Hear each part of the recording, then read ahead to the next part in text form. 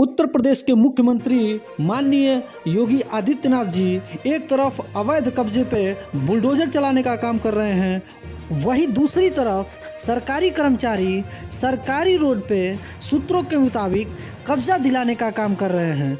यानी कि सीधा माननीय मुख्यमंत्री को चैलेंज कर, आखिर जनता इंसाफ मांगे तो मांगे किससे? हर तरफ कहीं ना कहीं बड़े पैमाने पर भ्रष्टाचार दिख रहा है। नीचे के जो अधिकारी हैं वो कहीं ना कहीं अपना काम सही ढंग से नहीं कर रहे हैं, जिसका खामियाजा सरकार को भोगना पड़ रहा है।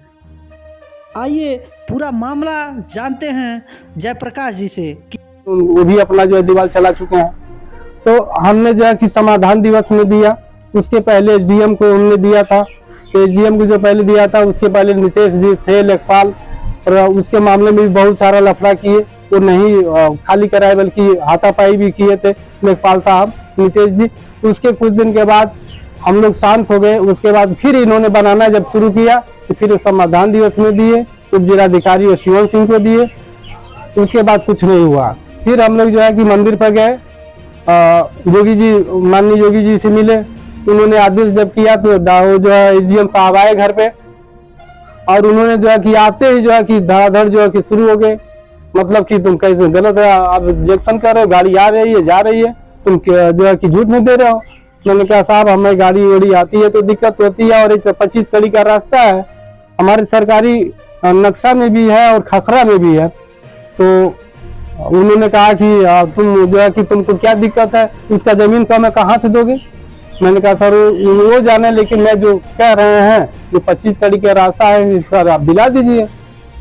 तो उन्होंने हमको जो है कि बहुत डांटा वाटा, बोले कि तुम लोग को जमानत नहीं होगी, जेल भी बंद कर दूंगा, तुम जो है फालतू बकवास करोगे। तो ये जो है 25 कड़ी का 15 कड़ी तुमको दिक्कत हो रही है, डापू 25 कड़ी पे। मैंने कहा ठीक है सर, अगर कब्जा दिलाना है तो आप चक्रोट में दिला दीजिए, लेकिन मैं तो नहीं कहूँगा मेरा रास्ता बंद कर दी, मेरा रास्ता हम कैसे आएंगे जाएंगे। उन्होंने फिर जाने लगे और बोले कि तहसील में दिखाई मत देना। फिर उनका मान सम्मान रखने के लिए बोले लोग कि नहीं सुलह कर लीजिए। सुलह करने का जब बात आया तो 18 कड़ी पर सुलह करने लगे। मैंने कहा साहब आप लिख करके दे दीजिए कि यहाँ पर फिर दोबारा दिक्कत ना हो। तो उन्होंने कहा कि ठीक है तुम तहसील में आना, वहाँ पर जो है कि टाइम और करके देंगे। तहसील पे हम नहीं गए। दूसरे दिन जो है जब ही उनको जो कब्जादारी है उसको जो है कि वो पेपर आकर दिए, और वो आकर के फिर सुबह फिर बनाने लगा। मैंने कहा भैया काहे बना रहे, जब सुलह हुआ तो कह रहा कि आपको हम पेपर नहीं देंगे। मैंने कहा पेपर में क्या लिखा, हमको भी दिखाइए तब बनाइए। तो नहीं पेपर में नहीं हम दिखाएंगे, और बोले लेखपाल साहब की जाओ बनाओ। मैंने जो है फिर वहाँ से हार गुन करके फिर जो है जिलाधिकारी के पास गए, वहाँ हमने दिया। एसडीएम कमिश्नर के पास गए, वो लोग भी फोन किए वहाँ, बोले एसडीएम साहब को, बोले ठीक है हो जाएगा, लेकिन कुछ नहीं हुआ।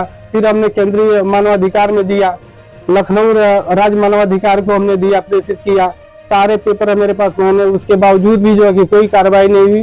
फिर दोबारा हमने मंदिर पर गए, वहाँ पर जो है कि जो कार्यालय में गए वहाँ पर दिया, तो वहाँ पर जिलाधिकारी महोदय से आदेश हुआ। उस आदेश के बावजूद भी लेखपाल जो है गलत रिपोर्ट लगा दिए हैं कि वो उसमें खेत में उनका फसल है, उसका आबादी है, कुछ नहीं हो सकता।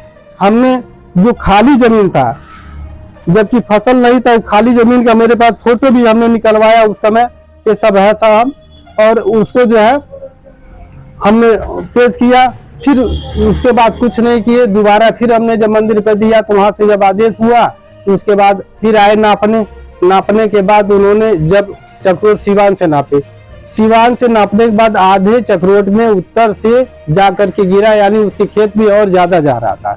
लेकिन उसके जहाँ 25 कड़ी खाली कराना था इनको, 10 कड़ी पे जो कब्जा था वहाँ न खाली करा करके फिर 15 कड़ी इधर नाप करके 15 कड़ी लास्ट में नाप करके, और मेरा नाम डाल के सतिंदर दुबे का नाम और रमजान का हमारे ऊपर, जबकि हम प्रार्थी हैं, हम परेशान हैं, और हमारे नाम से भी जो है मुकदमा दर्ज करने की आख्या प्रेषित की है साहब, आप देख सकते हैं इसमें।